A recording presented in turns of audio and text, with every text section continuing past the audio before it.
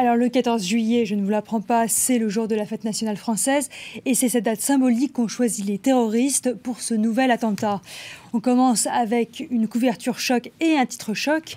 La une de la presse locale dit ce matin « Carnage à Nice » avec en photo, si on peut avoir la photo, de nombreux corps alignés sur la promenade des Anglais et couverts de draps blancs.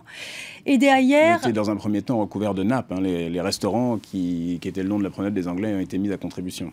Je pense que toute la ville de Nice a été mise à contribution et on va voir qu'il y a eu beaucoup de solidarité dans la ville. Donc j'aurais bien aimé vous montrer ces unes de presse si elles veulent bien apparaître. Donc, ça va arriver. Ça va arriver. Vous avez raison. Donc Nice a été mise à contribution. Voilà, carnage à Nice où on voit, on les voit peut-être pas forcément très bien, mais ces draps blancs, ce sont les corps alignés sur la promenade des Anglais. Et derrière, on voit le camion meurtrier qui a foncé sur la foule. Cette photo choc, on la retrouve aussi à la une de la Provence, Marseille, c'est toujours la presse locale, avec ce titre « L'horreur ». L'horreur, puisque de nouveau la France est frappée.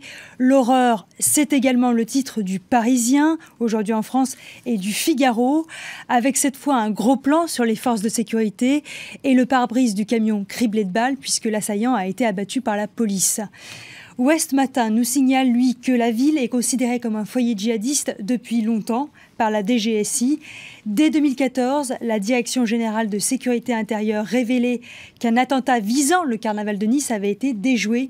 Donc, il y a 2 ans.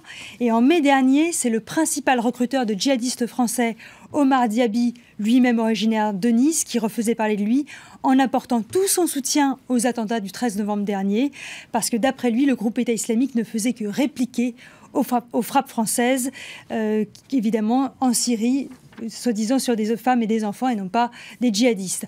Enfin, on termine ce chapitre français avec ce dessin de Plantu et cette colombe. Le dessin de Plantu, voilà, est ici. Cette colombe qui pleure sur la France barrée d'un brassard noir où il est inscrit Nice, et les Alpes-Maritimes, je ne sais pas si vous voyez les Alpes-Maritimes dans le coin tout en bas, ensanglantées. Et que nous dit la presse internationale ce matin? Alors aux États-Unis, Nice fait aussi la une de plusieurs quotidiens comme le Chicago Tribune, avec ce titre « Nuit de terreur ». La presse britannique, elle aussi, parle de Nice. Elle se concentrait sur les premiers pas du nouveau gouvernement de Theresa May, mais elle a changé tous ses titres, elle a changé toute son actualité à cause de l'attentat. Alors le Mirror parle de nouvel outrage en France. Le Times, lui, parle du massacre du jour de la prise de la Bastille. Voilà, vous voyez, le Bastille Day Massacre. Et enfin, le Télégraphe, le Daily Telegraph, annonce que la terreur frappe la Riviera française. Et Armel parlait tout à l'heure de vacances. Et la Riviera française, c'est la Côte d'Azur, le lieu touristique par excellence. Alors, est-ce que les gens vont continuer à y aller? Est-ce que les gens vont continuer à y prendre de la joie et du plaisir? Et quand je parle de gens, je parle aussi bien de la population française que des touristes russes, italiens, anglais, qui viennent, enfin tous ces gens qui viennent du monde entier. Telle est la question. Et sur les réseaux sociaux? Alors sur les réseaux sociaux, on trouve évidemment beaucoup de réactions, non seulement du peuple français, mais aussi de personnalités politiques. Il y a Claude Barthelone, le président de l'Assemblée nationale, qui parle de barbarie. Il y a Nicolas Sarkozy qui parle de son émotion profonde et de sa tristesse infinie face à l'attaque de Nice. Anne Hidalgo, la maire de Paris, est évidemment solidaire avec la ville de Nice après les attentats qui ont frappé la capitale en 2015. On trouve aussi ce dessin que j'ai trouvé remarquable sur le site d'information B30. On y voit cette grande roue noire djihadiste qui écrase le peuple français et poursuit Marianne, le symbole de la République. On note aussi, toujours sur les réseaux sociaux, beaucoup de témoignages et de réactions. J'ai suivi là toute la nuit, toute cette matinée, Grégory Leclerc, qui est journaliste, reporter pour Nice Matin. Et donc, il nous envoie des photos.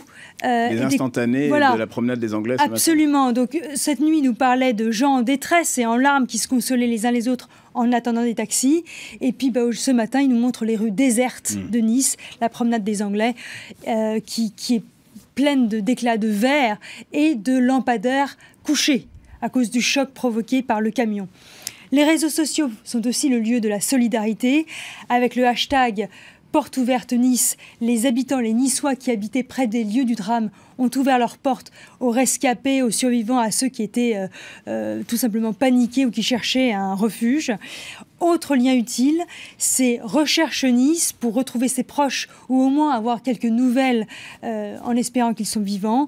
Il y a tout de même un signe d'espoir dans tout ce malheur, c'est qu'un bébé a été retrouvé, un bébé de 8 mois a été retrouvé grâce au site Facebook.